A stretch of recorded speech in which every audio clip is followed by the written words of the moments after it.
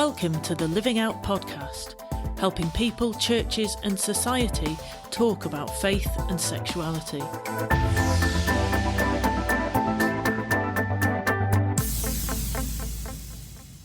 Hello and welcome to the Living Out podcast. It's great to have you with us as always, and it's also great to have Andrew alongside me. Hello, Andrew. What have you been enjoying this week? Oh, I've been enjoying music. I mean, I know I always enjoy music, but I particularly have. No, just kind of, I've been just getting very into some Mendelssohn this week. And even over the long weekend, I even did some disciplined piano practice, which is quite rare for me. I'm usually lazy when I practice, and attempting to master Bach's Italian Concerto, which is just exquisite music. Goodness. So I'm enjoying music. Wow. And you're also very good at it. I think one day you need to redo the Living Out podcast jingle. We'll do a classical alternative. Yeah, exactly. Well, I had a lot of fun. It was the Queen's Jubilee weekend this weekend, and I had my first ever go on a piñata, which is enormously enjoyable. Very good for getting out your frustrations. It's definitely the most fun I've had with a broom ever. You're not done curling then? No, I'd love to have a go though. I've done it. There's a place near me. We'll go. Yeah. Excellent. Okay, well that's something for a Living Out team day, I reckon. Yes. In this series, we're interviewing people who've written stuff for Living Out and also have interesting experiences to share. And it's a joy to be able to welcome Jennie Pollock to today's show. Welcome, Jennie. Great to have you with us. Thank you very much. Great to be here. What have you been doing that's fun or enjoyable this week? As you alluded to, it's been the Queen's Jubilee weekend, and I live in central London, so I've just been absorbing the atmosphere. Walked up to Hyde Park and heard the 82 gun salute on whatever morning that was, Thursday morning. Friday evening, walked down the Mall and saw the rehearsal for the party at the Palace, and so it was pretty cool. That's amazing. Yeah. Did you get to see the Queen? I didn't. Sadly, she missed my calls somehow. Oh, what? That's rude, isn't it? Outrageous. Did you get to see Paddington Bear? That's the one I'm really interested in. No, that was an amazing little slot, wasn't it? It was great. Brilliant. Fantastic. Perhaps you could let us know when it's not a Queen's Jubilee weekend. What do you get up to on a typical week? I have for a long time not had one single job, so this is always a complicated answer. So at the moment I work 2 days a week as a freelance writer and editor, and the other 3 days for Christian Medical Fellowship. So in that I work in public policy, so speaking into issues like beginning of life, end of life, and gender and sexuality. Oh, wow. Yeah. What kind of stuff is happening around the whole gender sexuality conversation at the moment? Oh, so much stuff. I've roped Andrew in to join a working group that we've set up on that, because there's lots of things. So at the moment, we've been doing a lot of work around consultations on conversion therapy bans. So there's a lot of pressure on the government at the moment to ban any kind of conversion therapy. So we've just been working on that, making submissions, trying to influence them to ensure that freedom of speech is protected, that people who are struggling with their gender or their sexual identity are able to get the help they need. That sounds brilliant. Yeah. And rumour has it you have some, is it quick guides? Is that the right term for We them? do, yes. Yeah. So one of the things we do as CMF is try to help Christian doctors, nurses, and also to help equip the church around these tricky issues. And so one of the things that Andrew's been helping us with is making some simple guides, because so many people are saying, you know, we're finding we've got transgender people in our church or coming into our surgery, and where do I start? There's so much conflicting information out there. How do I think about this as a Christian? So we've just put together some really brief guides just to help people start to think through those questions for themselves and know how to pastor people well, to minister well to people that are struggling with those issues. That sounds like just the kind of resource that we need. And I think we're going to be pinching them with permission and putting them on the Living Out website. That would be fantastic, so, yes. Let's hope they get really well used. I'll put a link to that in the show notes as well. Great. Fantastic.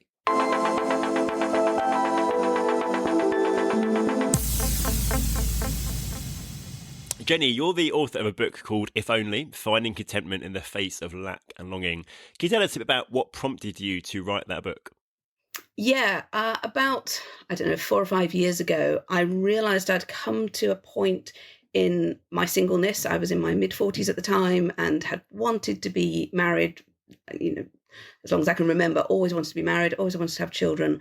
But I realized I'd come to a point of just having found this huge contentment with where I was at, that God had met all those needs and was meeting all those needs, that I thought I needed a husband and children to meet. So I shared that with, we have a women's WhatsApp group at church. I just put that on that, just, want to encourage you. It is possible to flourish in the single life. God is good. He's enough. He can meet all your needs. And so many people got back to me just saying, oh, that was really, really helpful. Thank you so much. Or can we pray about this? I'm really struggling with this at the moment. That when the opportunity came to write a book, it seemed like that was a thing that I could speak authentically on, that there was a felt need for out there in the church. I know that in the book, as you talk about discontentment, you say actually it's such an important thing for us to think about, to wrestle with, to address in a sense, because of how it is linked to our view of God. Could you unpack that a little bit for us? Yeah, totally. As I thought about my journey and how I'd got to the place I was at and read about other people's stories, so it doesn't just talk about singleness, it talks about infertility or chronic illness, or sort of all sorts of things that we're asking God for some good thing, but he's not giving it to us. And, well, wait a minute, I thought you were meant to be a good father who gives good gifts to his children. So where's the mismatch in this? And just realize that there are a lot of questions that many, many of us have to wrestle through before we can find that point of contentment. And one is God really good? That, I think, is a really foundational one that I had to get through. And yeah, many other people do as well. Second I've addressed in the book is he enough? If he doesn't give me this thing that my heart tells me I need, the thing I'm yearning for, is he going to be enough for me? And is he worth it? This could be a hard road. Is it really worth doing? Should I just give up and solve things my own way, give up on his plan? So yeah, I think those things are things we all need to really, really wrestle with. And it's only through talking to him and fighting through that and having some really honest conversations with him that we are able to get to that point of going, okay, yeah, I can trust you for this. And find that contentment. Yeah, it's really helpful. I think that really resonates what we're trying to do here at Living Out, which is not just what does God say, but also showing this is a good thing God says, and actually showing the goodness, trusting in the goodness, and journeying to experience the goodness of it, absolutely, rather than a kind of begrudging acceptance of what God says. Yes. Actually, embracing it, as he says, the kind of the good plan from a loving father. That's really, really important and really helpful. And you mentioned there in your kind of overview of the book, or intro to the book, that very much from your own experiences, rooting your own experience of being single, not being married, not having children, not maybe having the life you kind of expected to have. Could you, if you feel comfortable, unpack for us a bit more some of the difficulties you experienced in singleness and kind of what that journey looked like actually to coming to a more settled place of contentment? Yeah, sure.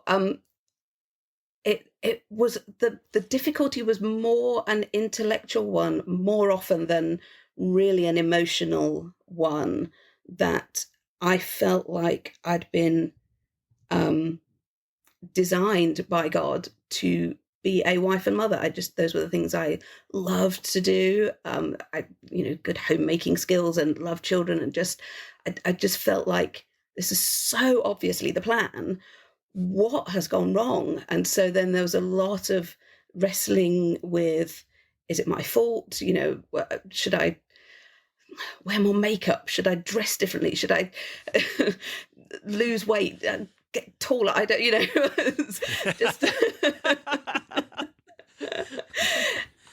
and even, well, maybe if my prayer life was better, then I'd deserve this thing. I'd have earned this thing, and just having to go through all that what's wrong with me question, really. Why has he not given me this? So that, yeah, those were the difficulties. I've thankfully been in fantastic churches had great friends, been surrounded by families who I've been able to love their children, and have felt supported by and loved by and been part of relationships where I felt seen and known and useful and all of those things. So I know that's a struggle that lots of people have. I've thankfully been met in a lot of that already. But that was the big thing. What's wrong with me? What do I have to change to make this work? I think that's a really interesting and helpful perspective, actually, of saying the intellectual struggle more. I've had people say to me, "But you'd be such a great dad." Yeah. And I'm like, it's not a very helpful comment. what am I going to do with that? But also, that comment sows the seed of doubt of what's God's plan, all stuff. And sometimes it is actually about kind of how we're wired and what we think would therefore be a good life for us. But I've heard you helpfully talk about how you feel God has used how you're wired and gifted in ways which are not in marriage and mothering of biological children, but in different ways. Can you share a bit about how you've seen God use who you are for the blessing of other people? Yeah, absolutely. And also, just to pick up on that, "but you'd make such a great dad" line, it reveals that even in churches, we think that fulfillment is found through marriage and having family. And that is so pervasive. I do it. "Oh, yay, you finally get married," this is not the be all and end all. It's so pervasive. It sneaks in everywhere. And we really need to kind of keep fighting against that. For me, I partly just getting that bit older, coming to a bit more maturity. I'm now in a church where I'm really I'm hosting a small group in my home, so I'm just all that hospitality I thought that I needed. I mean, why I thought I needed a man to do that, but anyway, that I have this space that I can use and bring people into the home and care for them and love them. God's really given me just a huge love for people in my life group, people in church, and I do feel like there's a mothering that's going on there. One of the girls in my home group recently referred to me as her London mum. It's like, oh, that was so lovely. And just, things like being there when they need advice, when they need someone to go to A&E with them because they're panicking about having splashed bleach in their eye, and just the things, having people that are willing to call on me because they know I'm there in the middle of the night when they're having a panic and just need someone to kind of talk them down and comfort them. And so, through my church family, God has really, really provided that, and I'm loving it. It's great. That is so brilliant. So lovely, yeah. And what would be your top tip, or maybe top few tips, to someone who thinks actually, they're aware of a real particular of discontentment in their life, but they want to grow in contentment? What would be your encouragement to them? Well, buy my book, obviously. Of course. Available at all good bookstores, I'm sure. Exactly. The thing I come back to all the time is look at what those questions are that are underpinning it, those things about our relationship with God. He's the only one that will give us contentment. Being married is not going to do it. The stories in my book are people who are married and not content, because they couldn't have children, or their children have long-term conditions and need extra care. It's like, being married isn't going to do it. Having children isn't going to do it. It's not about the things the world says. You're only going to find it in God. And if you're not convinced that that's true, that's where you need to start. Have those conversations. Why aren't you convinced that's true? Is it that you don't think he can be trusted? Is it that you're not sure he's good? And just have those honest conversations. If you can find someone that's willing to kind of have those honest conversations with you, great. That will ask those tough questions and just let you explore. For me, I just did it a lot through journaling, just writing out letters to God, everything that I was wrestling with, and just getting it out there. So one thing that I talk about in the book is looking at Job, who'd asked those difficult questions. The whole book is just him going, "But I've done everything right. Why are you not doing this?" And just God doesn't actually give answers. Sorry to tell you that he doesn't explain, but he gives you himself. He gives Job an amazing revelation of who he is and his incredible creative power, and that's what satisfies Job in the end. It's not necessarily getting the answers, but it's encountering God. And that's really what we all need. Also in the book, I look through Philippians. That's I follow that through, because that's where Paul talks about having found contentment in all circumstances. And it's such a joyful book, even though it's written from prison, when it starts, I think he must be responding to other people sort of expressing worries to him about, what, haven't you heard other people are out doing your ministry, preaching the gospel, that's your thing. And he's going, that's fine, this is great, I'm so glad I'm stuck in prison, that it's meant all these other people are going out spreading the gospel. And so just he's found ways of holding even the God-given ministry he has lightly, because he's more concerned with God's glory than his own success or prestige, whatever. He's given all that up because God's so worth it. He just, whatever, anything to make sure your word gets out there. That's what I'm willing to do. Brilliant. So helpful, thank you. There's a review of Jennie's book on our website by our good friend Jeanette Howard, a glowing review which will give you a bit more of a taste of the book as well. And if people want to get hold of a copy of the book, Jennie, where should they go? It's available in all good bookstores. It's on Audible, it's on Kindle. The publisher is The Good Book Company. If you want to go to their website, get it there. Wonderful. It's also a really pretty book. I really love the cover. Thank you so much. It's really, really lovely, I think. I want to find that seat in that coffee table. I think I'd like just sitting in that little patch. Yeah.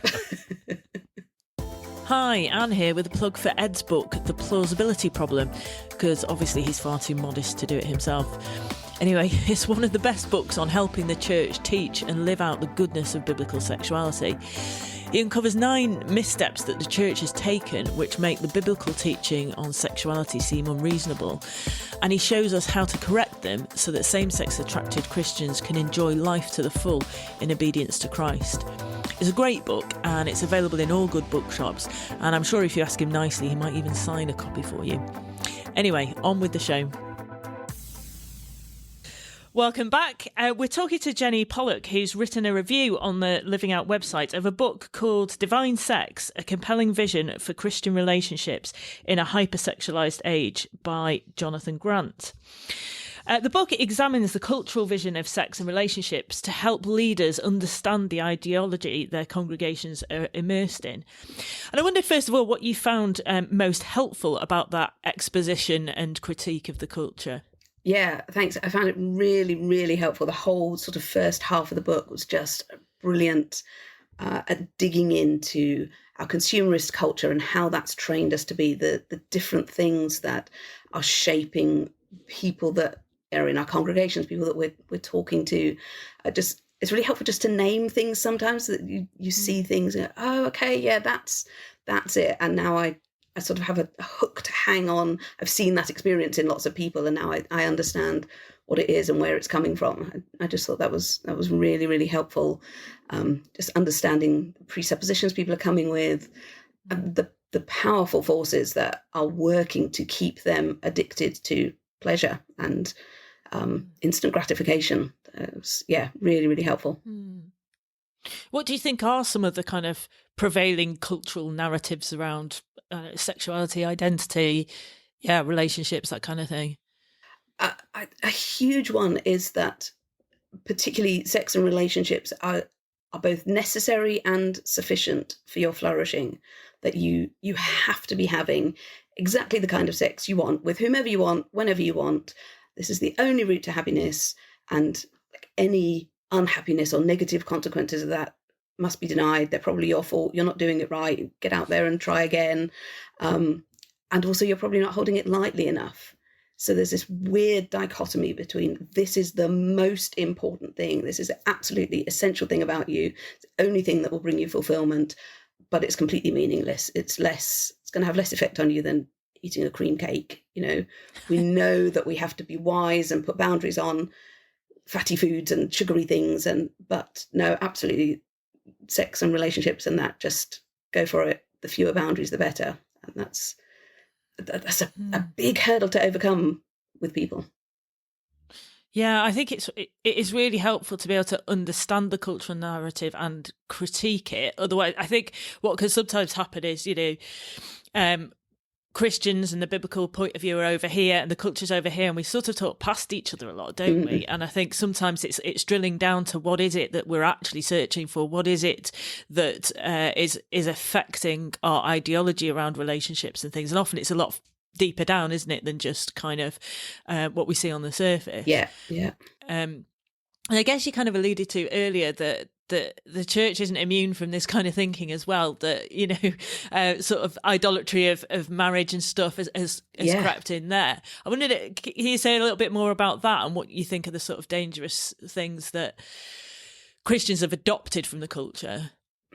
Yeah, it's so subtle, and because marriage is a good thing and it was created by God, but we're in danger of making it an ultimate thing, and that it's the thing God designed us for, rather than it's a good gift that he's given us in order to point us towards him and his relationship with Christ's relationship with the church.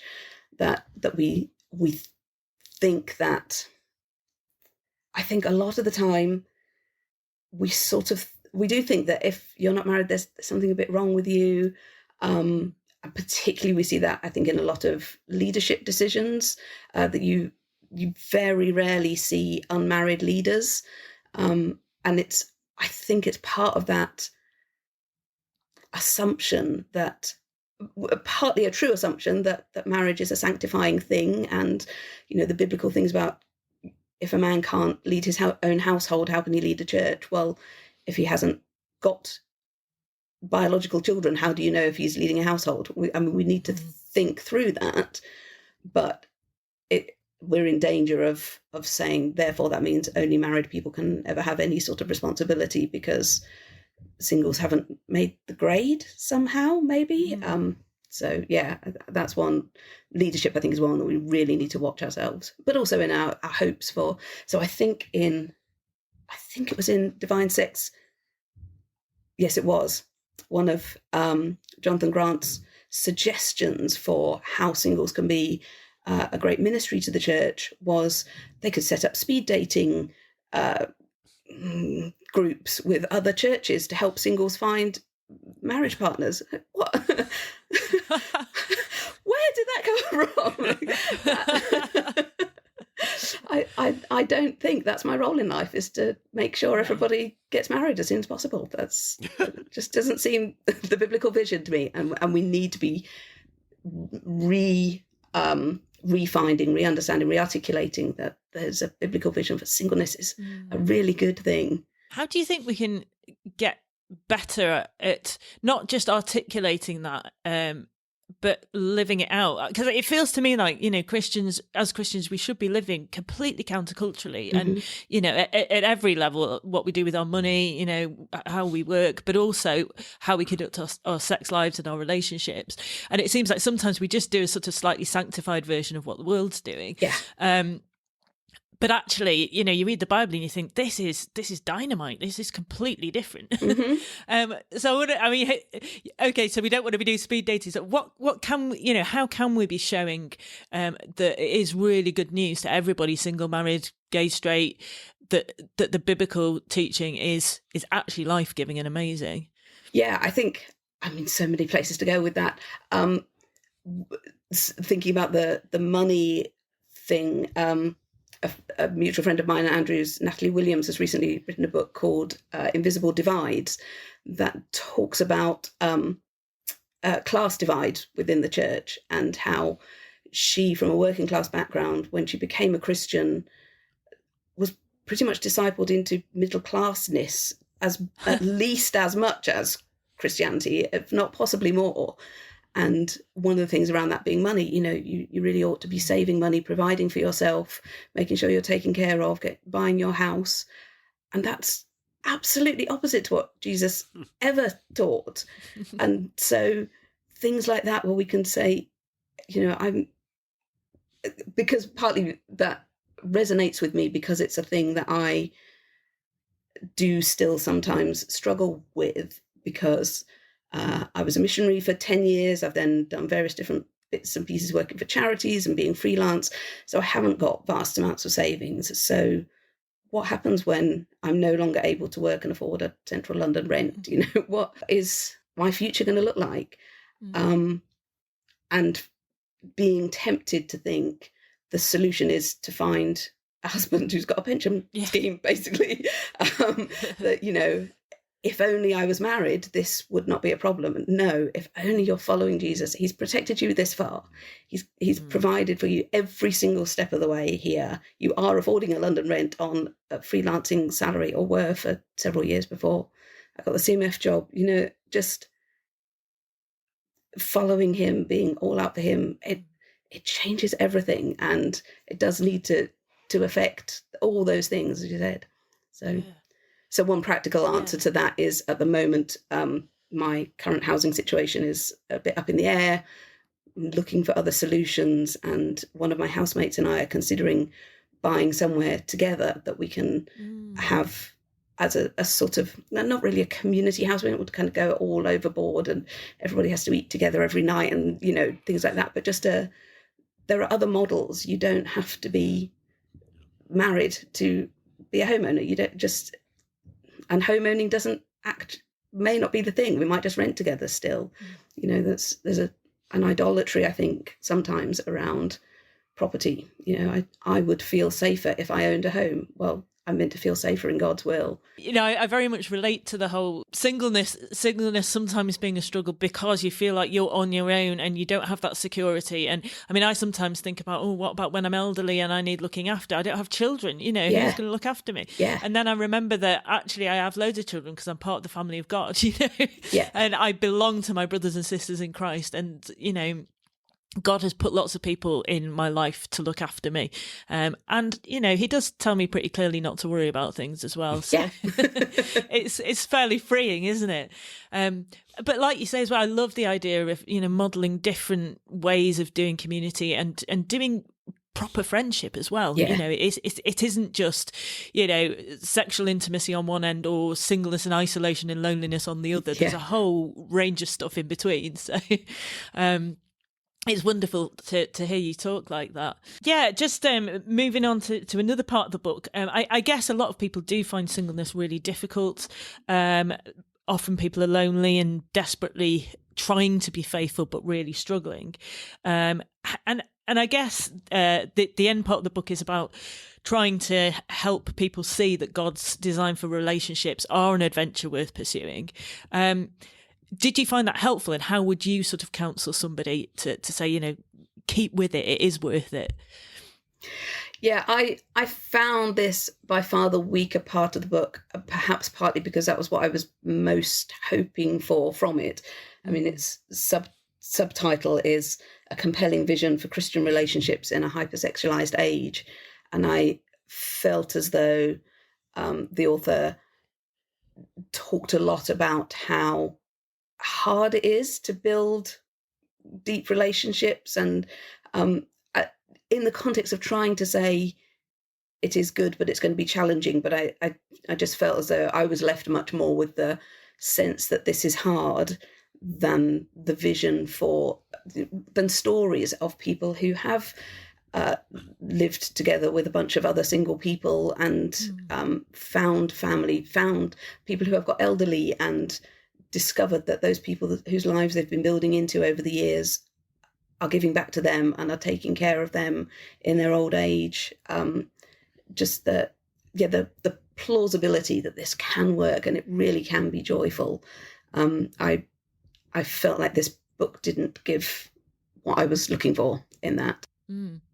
Well, is there anywhere that you would particularly point people to? You know, are there kind of podcasts or websites or books that you have found, you know, really help you to see the joy of, you know, for single and childless people, that it's not some second best and it's, you know, it's not something to be endured with gritted teeth, but it is actually a wonderful, joyful thing. And here are these people enjoying it. Yeah.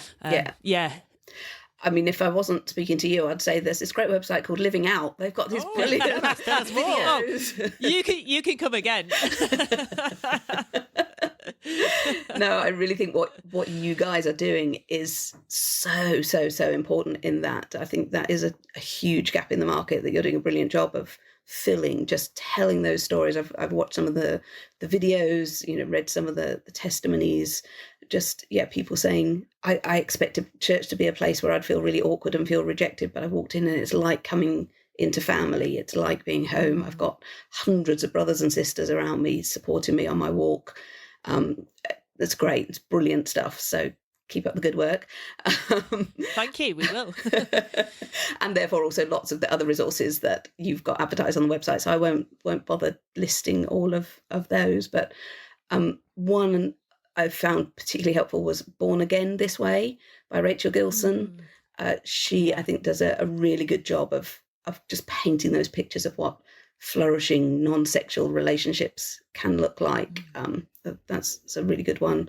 I'm also reading a book at the moment called The Life We're Looking For, which is a new book out by a guy called Andy Crouch, who I really like his writing generally, but this book isn't about sex and relationships per se. It's more about our technological world. Uses a lot of similar critique to what Jonathan Grant is talking about in the first half of Divine Sex, that we're being trained to want certain things and to respond to certain stimuli and to have our needs met through certain means. But actually what we're really looking for is connection, is relationship, and it's being seen and being known.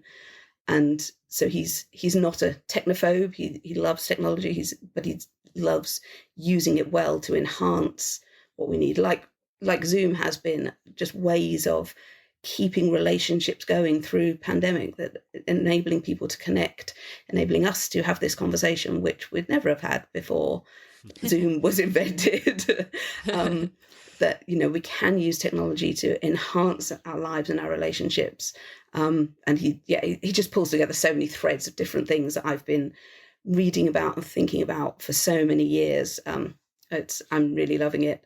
If you want to kind of check out a little podcast introduction to it, there's an interview he did on a podcast called The Art of Manliness, which isn't one I usually listen to. No, me neither, funnily enough, but I'll give it a go. I can't vouch for what any of the other content is, but there's an episode called The Life We're Looking For, and it was a really, really helpful introduction to just some of these ideas and how it is plausible in the current world we live in. That sounds brilliant. Well, I'll put links to all those resources that you mentioned in the show notes. Brilliant, and I'll certainly be getting a copy of that for myself. We've come to the end of our time, so we're going to have to wrap up today. But thank you so much, Jennie, for joining us. I've been really inspired by what you've said, and I just feel kind of, more excited about following Jesus, which is great, isn't it? Perfect. Thank you to everybody who has tuned in to listen, and do subscribe if you enjoy our show, and do rate us. That always helps people to find us, and tell your friends about us. Send a link to your church leaders, your house group leaders. Do spread the word. You can read Jennie's review on our website. You can download those CMF resources, and there's loads of other stuff on our website that you may find helpful. That's livingout.org. We'll see you next time, but bye for now.